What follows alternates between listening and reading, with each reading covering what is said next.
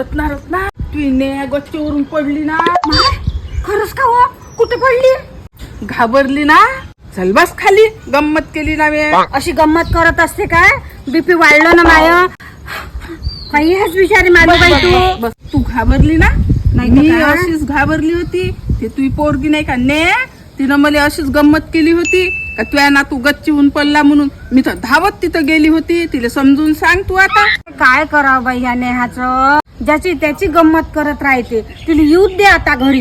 माहिती बा येऊन राहिली ते.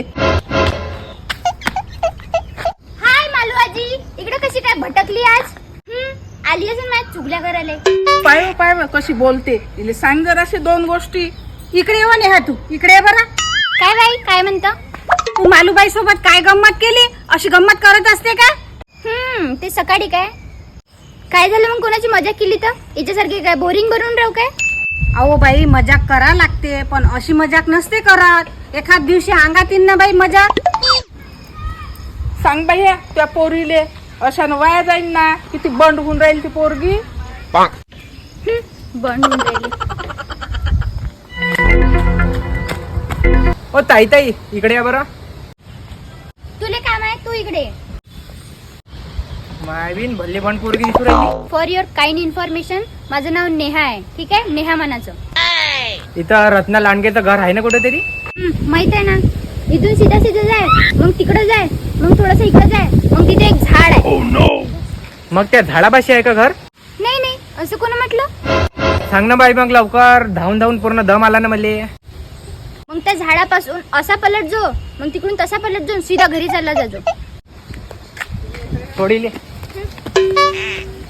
काहून ने काहून त्या पोरासोबत मजाक करून राहिली. पोरग रत्नाबाई लांडगेचं घर विचारून राहिला ना. तू इस्ताजी होय काहून त्याच्यासोबत खोटी बोलून राहिली. ओ आजी, तू आपल्या कामाशी काम ठेव ना. मी खोटं बोलो की खरं बोलो असं कोणाली अनोळखी व्यक्तीला पता देत असते काय? माय ते पोरग अजून धावत आलं बाई. ओ काकू, त्या बाईनं सांगितलं रत्नाबाई लांडगेचं घर इकडंच आहे म्हणते.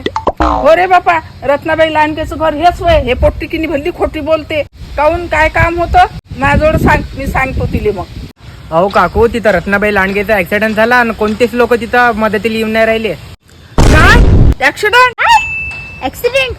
तिथं बेहोश पडली आहे. ते कोणीच मदत नाही करून राहिलं म्हणून मी तुम्हाला सांगायला आलो. मला माहित पडलं की ते रत्नाबाई लांडगे होय. तिचं घर इथं कुठेतरी आहे म्हणते म्हणून मी शोधत आलो. पाय त्या खोट्या बोलण्याच्यानं त्या रत्नाबाईचा जीव गेला असता. आणि अशी खोटी नको बोलत जाऊ कोणासोबत. चल लवकर दवाखान्यात नेऊन दे.